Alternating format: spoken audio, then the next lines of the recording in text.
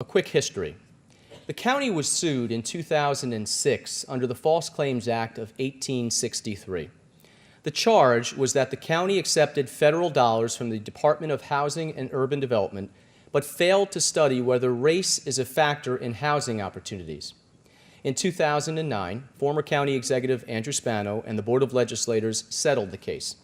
And critically important, there was never a finding of fact of wrongdoing on the part of the county or an admission of guilt in the settlement.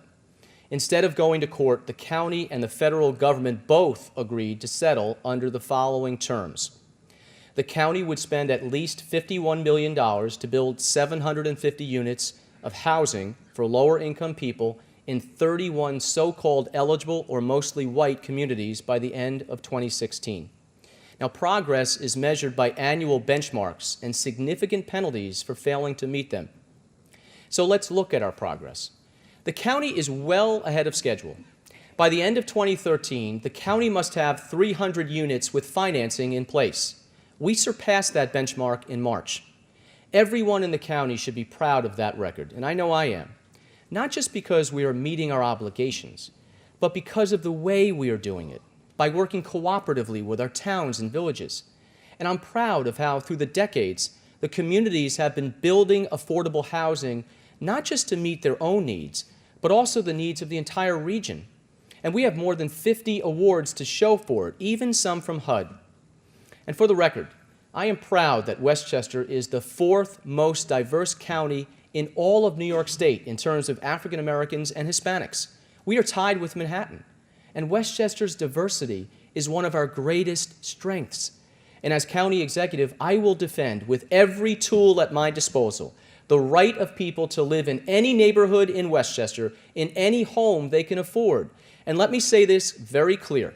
There is absolutely no place for discrimination in our county.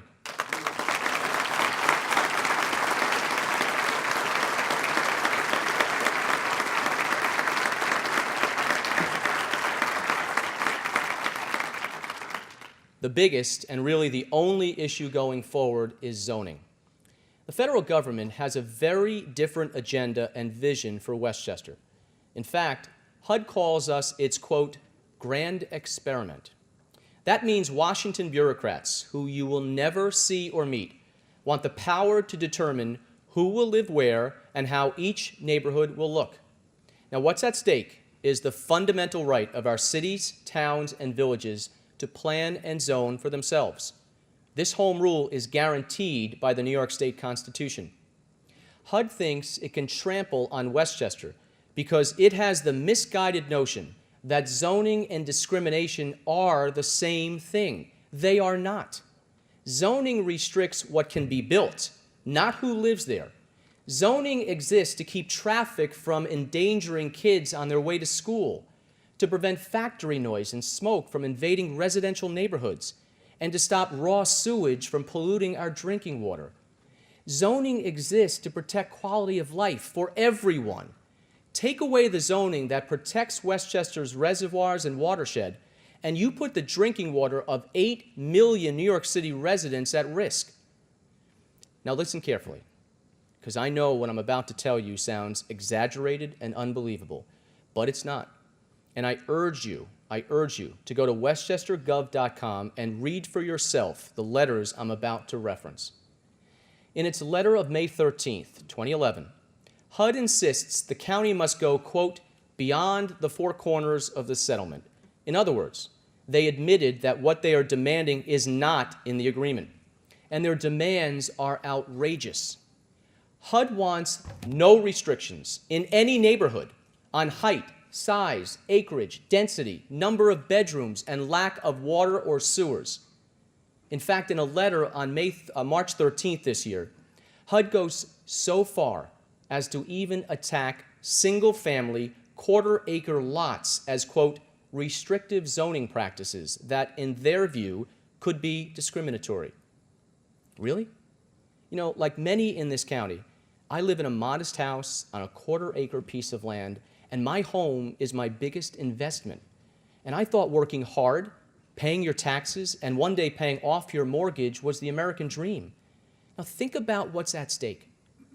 The federal government is trying to force me, as county executive, to sue each municipality to abolish even basic zoning protections. Now, what does that mean for you if that happens? It means the neighborhood you live in today could change over time, and there is nothing you can do to stop it. A 5-story building or higher could be put on your street, not only by HUD, but by any developer. Because if you take away the zoning rules for HUD, you take away the rules for everyone. And that's not all. New demands by HUD just keep on coming, each one more overreaching than the last. In that same March 13th letter, HUD contends that the settlement's requirement to build 750 units of affordable housing was just a starting point. The county's target is really 10,768, based on an old 2004 Rutgers University study that was never even accepted by the county. Let me say that number again. 10,768 housing units. That's almost 15 times the settlement's requirement. And that study allocates a number to each community. Harrison, 756 units. That's more than the entire settlement. North Castle, 712 units. Bedford, 396 units. Scarsdale, 160 units. The list goes on until you reach 10,768. Now, put a dollar figure on 10,768 units, and the cost is between $700 million and $1 billion. Now, to come up with $1 billion, we would have to raise county property taxes 200%. 200% at a time when the state tax cap is 2%. How's that going to work? And that's just county taxes. School and local taxes would certainly increase too, along with crowded classrooms and a strain on services. And here is what is so frustrating. We have tried to work with HUD. They ask for something, and our staff spends hours and hours to provide them with volumes and volumes of data. For HUD, zoning has become a civil rights concern, and they told us to review their list of 6 restrictive zoning practices. So we did. We studied and analyzed them across all 853 zoning districts throughout Westchester. Then we applied more than 30 additional criteria. In all, we looked at more than 26,000 data points. Conclusion: Westchester's zoning is not exclusionary based on race. The major impediment is economics. People live where they choose and where they can afford. HUD wasn't satisfied. Now they wanted a legal analysis. So we asked Professor John Nolan of the Pace University Land Use Law Center, a leading expert on affordable housing. So he conducted a separate legal analysis. And guess what? His conclusion supported ours. Each time we've asked the federal government to provide proof of exclusionary zoning, they come up with no answer. And they certainly have no answer for this. How could the zoning in the settlement's 31 eligible communities be exclusionary if the county is ahead of schedule building affordable housing in those communities? It's pretty obvious. The federal government will not be satisfied until we give them the answer that they want, no matter what the facts are. And now comes the insidious part.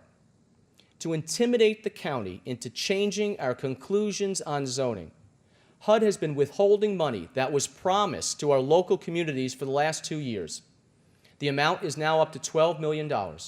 And this money not only goes towards affordable housing, it goes to communities that have nothing to do with the settlement and some of Westchester's neediest residents for programs like homelessness prevention. You know, I appealed to HUD Secretary Sean Donovan for an explanation and reconsideration. We were denied.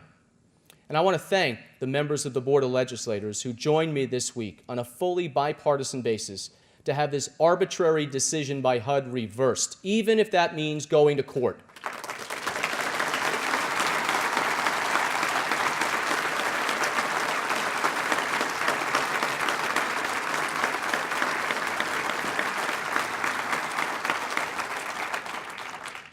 So, we've been at this for more than 3 years, and frankly, it is very tiring and disheartening. You know, going up against Goliath is never easy. Some people want me to just give in. They accuse me of being stubborn or worse. Believe me, the easiest thing for me personally would be to cave in, blame it on the past administration, and not worry about the future. But how do you give in when you were taught as a kid that you have to be willing to stand up for what you believe in, and what you know as an adult that the thing you treasure most, freedom, is rarely regained if lost? So when you hear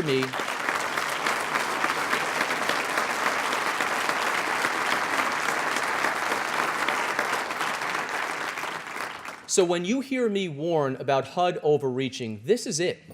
31 communities becomes the entire county. 750 units become 10,768. And $51 million becomes $1 billion and a 200% tax hike to pay for it. Now, I have said from day one that Westchester will comply with what's in the agreement, but we will not be bullied or threatened by HUD to do things that are not in the settlement.